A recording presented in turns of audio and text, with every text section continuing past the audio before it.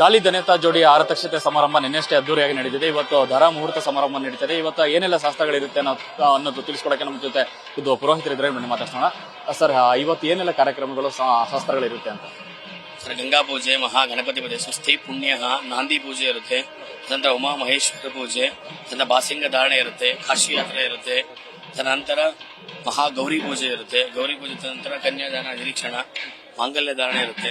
ತದನಂತರ ಅರುಣತಿ ನಕ್ಷತ್ರ ದರ್ಶನ ಇರುತ್ತೆ. ಮತ್ತು ಸಪ್ತಪದಿ ಇರುತ್ತೆ ಸರ್. ಪ್ರಾರಂಭವಾಗಿ 7-7:30 ಸ್ಟಾರ್ಟ್ ಆಗಿ 12 ಸಂಪೂರ್ಣ ಶಾಸ್ತ್ರ ವೀರಶೈವ ಲಿಂಗಾಯತ ಲಿಂಗಾಯತ ಸಮುದಾಯ ಪ್ರಕಾರ ಮುಕ್ತಾಯ ಆಗುತ್ತೆ ಸರ್. ಲಗ್ನ ಎಷ್ಟು ಗಂಟೆ ಇರುತ್ತೆ? ಯಾವ ಟೈಮ್ಗೆ ತಾಲಿ ಕಟ್ಟುವ ಸಂದರ್ಭ? 9:10ರಿಂದ 10:10 ಶುಭ ಲಗ್ನದಲ್ಲಿ ಮಾಂಗಲ್ಯ ಧಾರಣೆ ಇರುತ್ತೆ. ಇಬ್ರು ವೇದಿಕೆ ಮೇಲೆ ಎಷ್ಟು ಗಂಟೆ ಬರ್ಬೋದು? ಈಗ 8:10, 7:50ರಿಂದ 8:50 ಒಳಗಡೆ ಬರ್ತಾರೆ ಸರ್.